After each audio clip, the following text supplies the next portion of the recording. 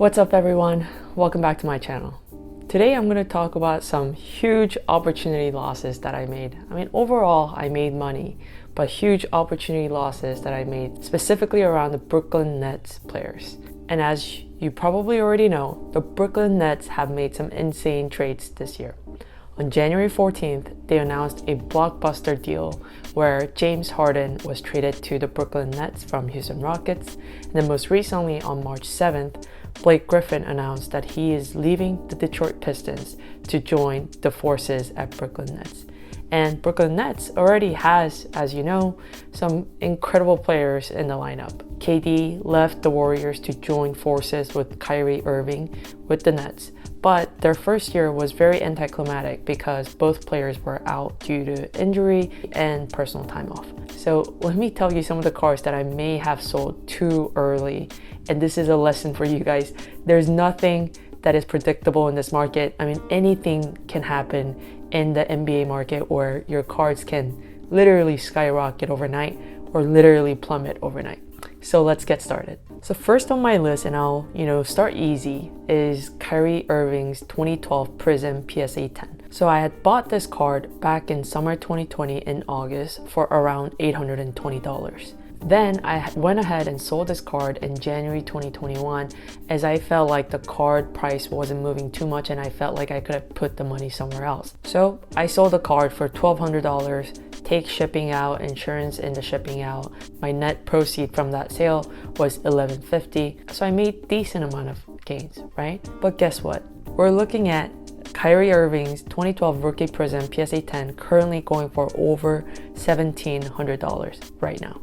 This is, again, Kyrie, playing amazing. And also with the new trades that happened this year, the opportunity that the Nets have to win a championship this year is getting big. And the Brooklyn Nets odds to win the championship is going higher and higher. And I think that is the biggest attributor to driving his card up. So that's one card that I sold way too early. And it just hurts a lot, but let's move on to the next one. So second card on my list, and I bought this card back in summer 2020 as well, and it's the James Harden Topps 2009 BGS 9. And I had bought this card for $180. I know it's, hindsight, it seems ridiculously cheap, but it was a bet that I was making, right? Rockets weren't going to go anywhere, but I felt like Harden being Harden and amazing shooter and scorer that he was, I felt like there was opportunity for that card to grow as All-Stars come up and potentially, MVP talks in the next season. So I bought the card for $180, but I actually went ahead and sold the card for $350 a month later. So, at the end of August for $350 because, the card essentially had, increased enough in value where I felt comfortable selling the card. And I'll talk about why, in a little bit, why I was comfortable selling that card, because I had another copy of the same card that, I knew that I could keep for longer term investment. So I sold the card for $350. Guess what? The card is now $900. I'm happy for the buyer of that card, but man, if I had kept that card just a little bit longer until his trades were confirmed. I don't think anyone expected Harden to seek a trade. I thought that the Houston Rockets would rebuild the team, but it is what it is. And that's my second card where just Brooklyn Nets and I just don't get along too well right now. Third card on my list, and you've seen me talk about him quite a bit in my videos because he's a Texas alum and I gotta show support for my fellow Longhorn, and that's Kevin Durant. I had bought his 2007 Topps Chrome PSA 9 rookie card for $500 back in May of 2020. So this is right when, we were in the thick of the pandemic. Everything was kind of in shelter in place mode. And, the talks of NBA potentially resuming, in the summer was kind of happening, but nothing was certain. I don't think Orlando was even a conversation back then. But I went ahead and bought a card of his because if there was any kind of high risk, high reward at the time was KD, because his cards were dipping because of his big injury that he had, in the last season with the Warriors, and then he had just signed this massive contract with the Nets, and so there was a lot of instability and also doubts about whether KD can come back and perform the way he did in the past, at the level that he did, but also the chemistry that potentially could not work, right, with Kyrie being a very emotional player as well. So, his card prices were just dipping like crazy. And so I took the chance because I like KD as a player and, showing support for my fellow alum. I bought his card, his Topps Chrome PSA 9 for $500 back in May. And then came August, and I think that was when it was certain that, the NBA had resumed. I think it may have already resumed by then in the bubble, but of course KD wasn't playing. I mean, Nets actually were performing decently, better than most had expected because of Chris LeVert and a bunch of other bench players coming out and showing, some energy. But yeah, I mean, his card prices skyrocketed to $1,000 so it had doubled from what I had bought it for. And this friend that I made on this community, reached out and said, hey, can I get that card? And, I felt comfortable letting him have it as well because he was a huge KD fan as well. And I already saw 2X games. So I was like, hey, let's, do the deal. Well, guess what? Now the card is sitting at $1,600 and it's probably going to go more. I know that KD's card is the hottest out there right now in the market. So it had nearly tripled from the price that I had bought back, not even 12 months ago. So love KD. Thankfully, I have another copy of his card, but this was definitely a regrettable sale. But I'm happy for you, Sportscards, for making that gain. I hope you still have that card. But again, Brooklyn Nets and I just don't get along too well in this sense. But let's move on to the next card. So the last card on my list. I mean, this one, I hope you guys learn lesson from the mistake that I'm making here. So I bought a raw James Harden Topps card on eBay back in July 2020 for $100. So again, this is when no one was talking about James Harden, and this was also before when he started to kind of be in the media for like attending celebrity birthday parties and giving away money, and then like he's gaining weight supposedly. So this is all before that. He was kind of in the low key, sticking to his game. So I went ahead and bought this, fairly good looking card off eBay. Now, I don't know if this still works where you can buy raw cards on eBay and try to get them graded for a value increase, but this was still the game that we could play, less than 12 months ago. So I bought this copy of James Harden Topps raw card on eBay for $100, sent it in for a 5-day grading, and this is back when PSA, didn't do a price increase. Like this is before they had, the recent price spikes. So I sent it in for 5 days, and I think I got it back within 2 weeks.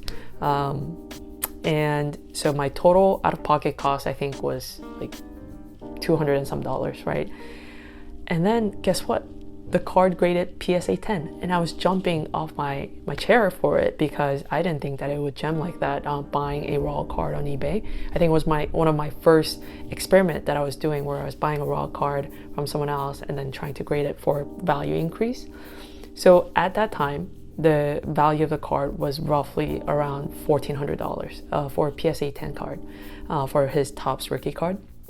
And so I was happy, but then his prices kind of started to go down, and I think it was because people were prospecting Houston Rockets as a team and James Harden as a player, because the team didn't seem too promising in the Western Conference, obviously being so stacked, with the Lakers, Clippers, and then we saw like a run that Denver Nuggets was having, Utah Jazz, and then of course the Warriors potentially. This is pre Klay Thompson second re-injury, so people were kind of speculating where the Houston Rockets could place in the Western Conference, and with Harden being, so committed, at least, outside, to the Houston Rockets, I think people start to lose kind of hope and value in James Harden. So his card actually started to dip.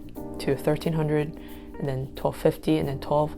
So I panicked, right? And I was like, you know what? My out-of-pocket cost on this was 200 something, and so, you know, I would still be making, you know, a ton of return if I sold the card right now.